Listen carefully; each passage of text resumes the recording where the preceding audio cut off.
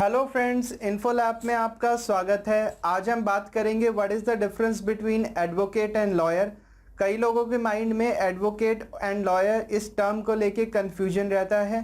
आज इस वीडियो के थ्रू मैं ये कन्फ्यूजन दूर करने की कोशिश करूँगा और आपको इसका मीनिंग ज़रूर पता होना चाहिए, स्पेशली अगर आप लीगल क्षेत्र से जुड़े हैं या फिर आपके घर में कोई वकील है या कोई लॉ की पढ़ाई कर रहा है। और अगर ऐसा कुछ नहीं है तब भी आपको आपकी नॉलेज के लिए इसका डिफरेंस पता होना चाहिए। फ्रेंड्स, सबसे पहले हमारे चैनल को सब्सक्राइब करें, नीचे बेल आइकन दिया है उसको प्रेस करें जिससे कि मेरी वीडियो सबसे पहले आप तक पहुंच सके। सबसे पहले हम बात करेंगे एडवोकेट की। एडवोकेट को हिंदी में अधिवक्ता या वकील कहा जाता है। एडवोकेट की जो डेफिनेशन है वो एडवोकेट्स एक्ट 1961 सेक्शन 2 में दी गई है। डेफिनेशन आप अपनी स्क्रीन पे देख पा रहे होंगे। Advocate means an advocate entered in any roll under the provision of this act. आइए सरल शब्दों में इसका मीनिंग जानते हैं।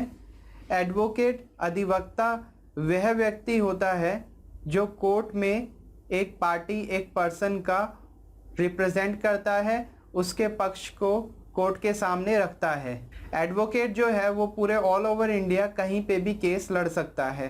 बारीकी से इसका मीनिंग समझते हैं। एक पर्सन जिसके पास में लॉ की डिग्री है, लॉ की डिग्री लेने के बाद उसको खुद को रजिस्टर्ड कराना होगा बार काउंसिल में और उसके बाद उसको अपेयर होना होगा बार काउंसिल ऑफ इंडिया के एग्ज़ाम में।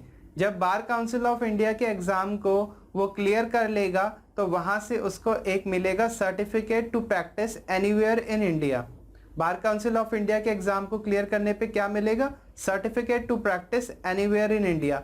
इस सर्टिफिकेट को लेने के बाद कोई भी एडवोकेट ऑल ओवर इंडिया कहीं पे भी प्रैक्टिस कर सकता है और जब वह खुद को रजिस्टर्ड करा लेगा बार काउंसिल से तो वहाँ से उसको लाइसेंस मिलेगा जिस पे उसका नाम होगा एडवोकेट का और उसका एक एनरोलमेंट नंबर होगा।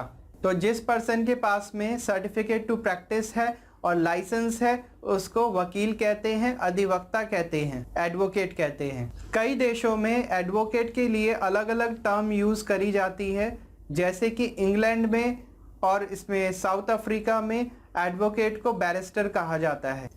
अब हम बात करेंगे लॉयर के ऊपर।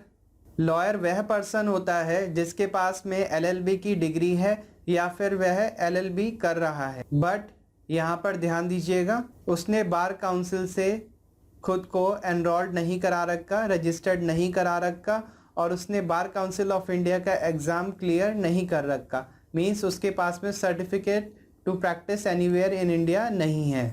ऐसा व्यक्ति कोर्ट में केस नहीं लड़ सकता किसी भी पार्टी या किसी भी पर्सन के बिहाफ पे। दोस्तों, ये था difference between advocate and lawyer. I hope आपको डिफरेंस बिल्कुल क्लियर हो गया होगा।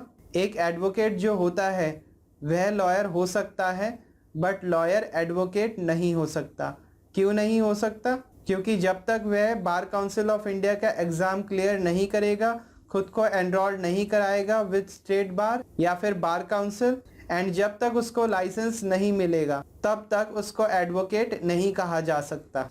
फ्रेंड्स, आई होप आज इस वीडियो के थ्रू आपको क्रिस्टल क्लियर हो गया होगा कि एडवोकेट किसे कहते हैं और लॉयर किसको कहते हैं।